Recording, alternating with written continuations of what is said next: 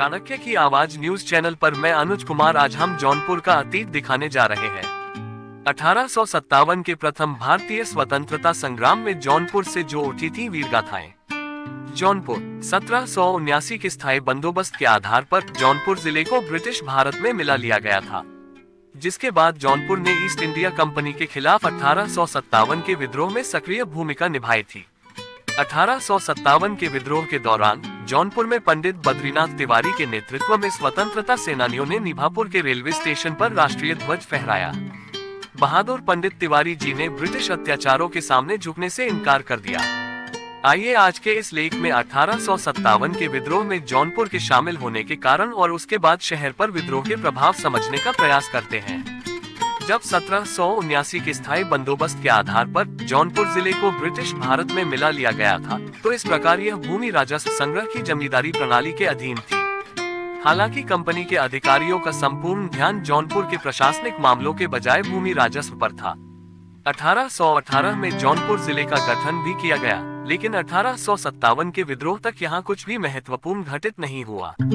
1857 के विद्रोह की शुरुआत में जौनपुर जिले में लेफ्टिनेंट मारा के अधीन लुधियाना सिख रेजिमेंट द्वारा राजकोष की रक्षा का कार्य किया जाता था।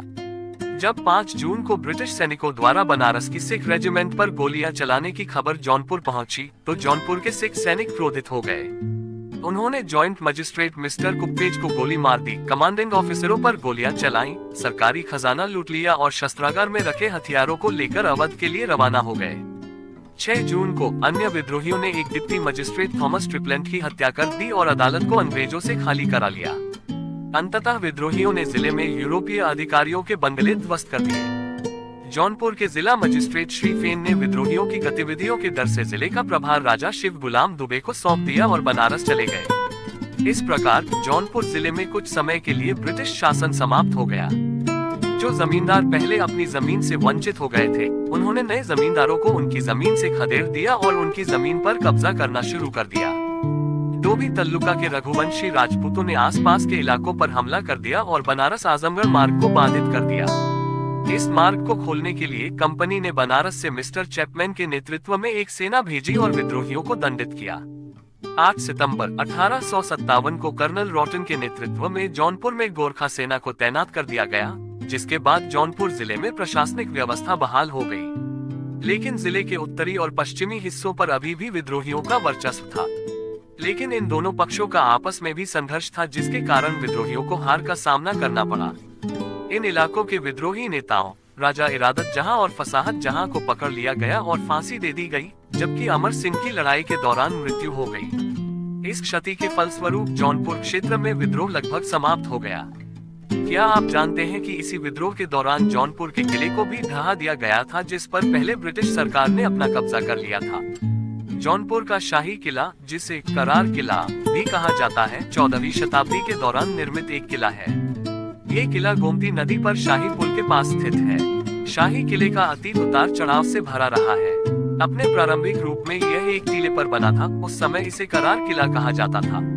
1376-77 में फिरोज शाह तुगलक के सरदार इब्राहिम नायब बारबक द्वारा इसका पुनर्निर्माण कराया गया। फिर मुगल सम्राट हुमायूं और अकबर के शासनकाल के दौरान बड़े स्तर पर इसका पुनरुद्धार किया गया। जौनपुर से 2.2 किलोमीटर दूर स्थित ये किला शहर के मुख्य पर्यटक आकर्षणों में से एक है। शाही किले का आंतरिक द्वार 26.5 फीट ऊंचा और 16 फीट चौड़ा है, जबकि केंद्रीय द्वार 36 फीट ऊंचा है। शीर्ष पर एक विशाल गुंबद है। वर्तमान में केवल इसका पूर्वी द्वार और भीतरी कुछ मेहराबें आदि ही शेष बचे हैं, जो इसके प्राचीन वैभव की गाथा सुनाते हैं। किले के अंदर तुर्की शैली में बना स्नानघर और एक मस्जिद भी है। मस्जिद का निर्माण 1376 ईस्वी में फिरोज शाह के भाई द्वारा करवाया गया था। इसमें 3 गुंबद और पूर्वी तरफ एक तिहरा धनुषाकार प्रवेश द्वार है। मस्जिद के सामने एक मीनार है। मस्जिद से थोड़ी दूरी पर तुर्की शैली में बना हम्माम स्थित है और इसे मुगल काल के दौरान बनाया गया था। इस किले से गोमती नदी और शहर का मनमोहक दृश्य देखा जा सकता है। इस मस्जिद में हिंदू और बौद्ध स्थापत्य शैली की छाप देखी जा सकती है। किले की संरचना पत्थर की दीवारों से घिरा एक अनियमित चतुर्भुज है। 16वीं शताब्दी में जौनपुर के गवर्नर मिनम खान के संरक्षण में मुगल सम्राट अकबर के शासनकाल के दौरान इसका एक और बाहरी द्वार बनाया गया था। बाहरी द्वार के मेहराबों के बीच रिक्त स्थान को नीले और पीले रंग की टाइलों से सजाया गया था। प्रस्तुति अरुण कुमार दुबे, ब्यूरो चीफ, चाणक्य की आवाज, न्यूज चैनल जौनपुर।